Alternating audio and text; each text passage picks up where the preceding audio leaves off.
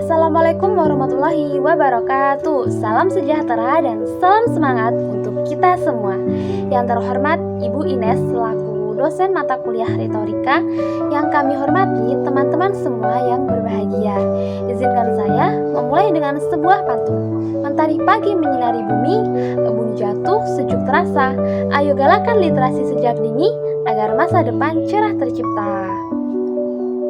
Hari ini, saya ingin mengajak kita semua untuk berhenti sejenak lalu bertanya, apa yang sebenarnya paling dibutuhkan oleh generasi kita untuk bisa maju, mandiri, dan bijak menghadapi dunia?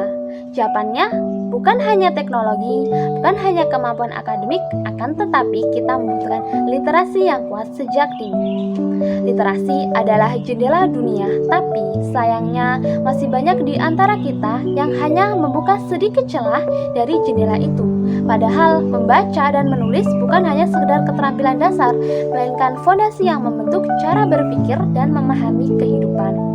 Anak-anak yang tumbuh dengan literasi sejak dini bukan hanya memiliki kemampuan baca tulis, tetapi juga kemampuan berpikir kritis, membedakan fakta dan opini, serta lebih mudah memahami perasaan orang lain.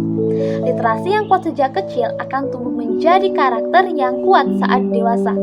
Di era digital seperti sekarang ini, literasi makin luas maknanya, bukan hanya literasi baca tulis, tapi juga literasi digital, finansial, bahkan literasi budaya. Generasi yang literat akan lebih tahan terhadap informasi palsu, lebih berani menyuarakan pendapat, dan lebih mampu membuat keputusan secara bijak. Tapi membangun budaya literasi bukan pekerjaan sehari, 2 hari. Ia perlu dilakukan sejak anak-anak belajar mengenal huruf, sejak dongeng pertama kali dibacakan sebelum tidur, sejak guru pertama kali mengajak siswa mencari makna dalam cerita. Dan ini bukan tugas satu pihak saja. Peran keluarga, sekolah, pemerintah, komunitas, semua punya andil masing-masing. Semakin banyak orang dewasa yang mencintai membaca, semakin besar kemungkinan anak-anak menirunya.